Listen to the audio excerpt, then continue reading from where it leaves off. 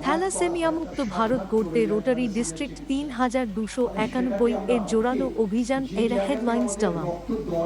কলকাতা, বিশ্ব থ্যালাসেমিয়া দিবসের প্রাক্কালে থ্যালাসেমিয়া মুক্ত ভারত গড়ার লক্ষ্যে বর্ষর কর্মসূচি নীল রোটারি ডিস্ট্রিক্ট ৩,২৯১। হাওড়া স্টেশনে সচেতনতা প্রচার, কার র্যালি এবং রক্তদান শিবিরের মাধ্যমে এই অভিযান শুরু হয়েছে। আইসিসিআরে আয়োজিত এক বিশেষ সম্মেলনে চিকিৎসক ও বিশেষজ্ঞরা রোগ নির্মূলের রূপরেখা তৈরি করেন।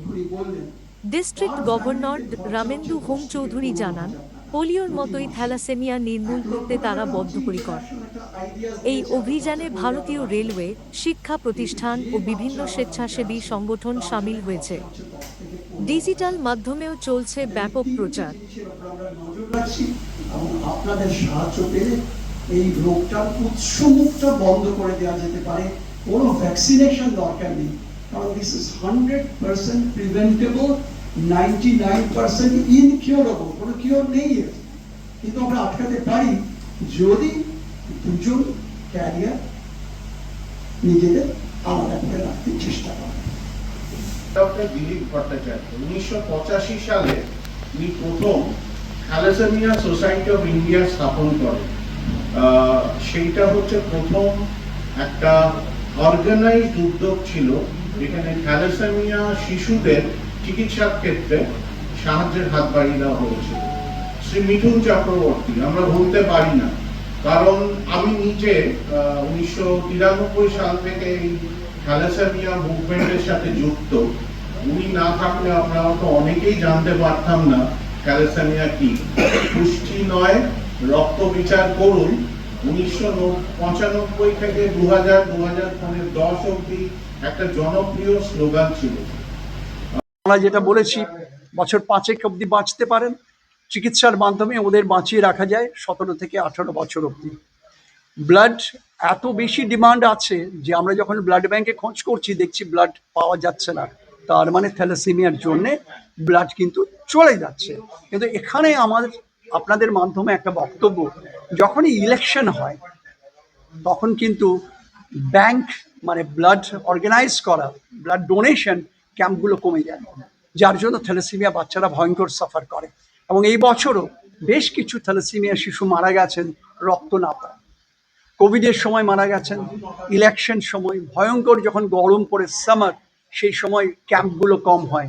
তো আমরা সমস্ত রাজনৈতিক যে পার্টিগুলো আছে তাদের কাছেও অ্যাপিল করেছি যে ওরা যাতে ওদের ভলান্টিয়ারের মাধ্যমে এই ক্যাম্পেইনটা ওরা বজায় রেখে যায়, তার ফলে অনেকখানি এগোবে।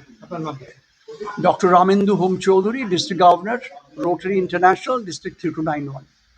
প্রয়াস করছি যে আমরা এই কয়েক বছরের মধ্যে যে রেজাল্টটা দেখেছি, যে লোকেরা কিন্তু নিচ্ছে, বিভিন্ন স্কুল আমাদের ইনভাইট করছে।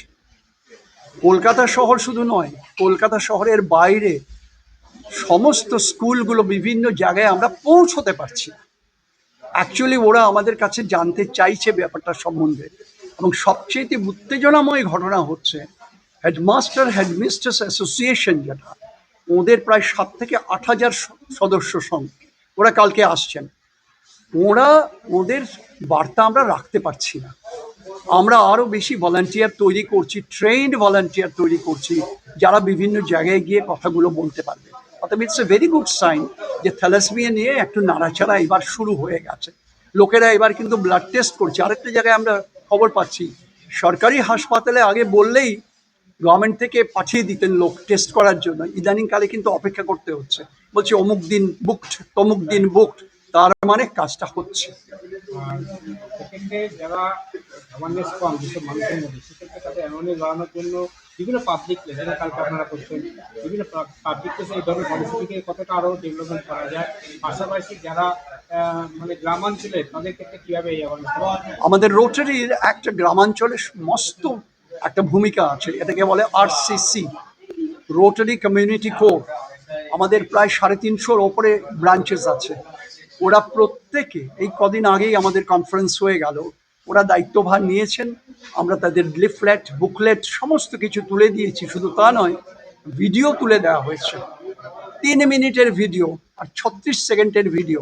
এই জিনিসগুলো ওরা বারবার প্রচার করছে ওখানে।